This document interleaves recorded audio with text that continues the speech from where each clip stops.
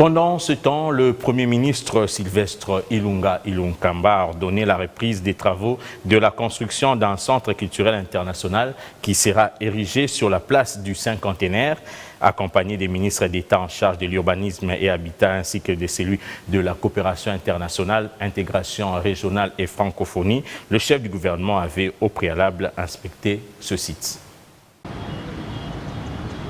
De ces sols sortira un important centre culturel et artistique international pour l'Afrique centrale, fruit de la coopération sino-congolaise. Situé en plein centre-ville, ce site, en face du Palais du Peuple, sera un haut lieu pour les études culturelles et la création artistique au bénéfice des jeunes talents et des artistes africains. Après un conflit d'intérêts sur cet espace, le Premier ministre, accompagné du ministre d'État en charge de l'urbanisme et l'habitat et de son collègue de la coopération internationale, a fait un déplacement bravant la pluie afin d'inspecter ces sites. Satisfait du projet en gestation, le chef du gouvernement ordonne la reprise des activités, dont la pose de la première pierre des constructions est attendue ce mardi.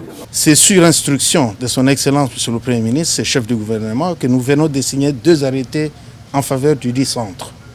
L'important report de l'arrêté du 14 octobre 2016 et l'autre portant désaffectation d'une portion de terre en faveur de la coopération entre la République populaire de Chine et notre pays. C'est ici l'occasion de dire à notre population que nous nous sommes fermement engagés à œuvrer dans le respect strict des lois de la République. C'est un plaisir pour moi d'avoir été orienté positivement par le chef du gouvernement afin que nous terminions définitivement cette affaire, afin que nous puissions protéger sur le plan juridique ce projet, de manière à ce que d'autres personnes ne viennent plus le perturber, plus jamais le perturber.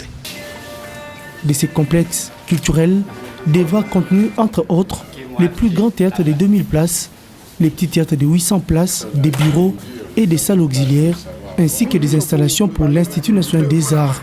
Cette descente a permis de pallier ces difficultés en vue de permettre aux Congolais passionnés de la culture de se disposer d'un tel édifice pour des programmes éducatifs et de divertissement.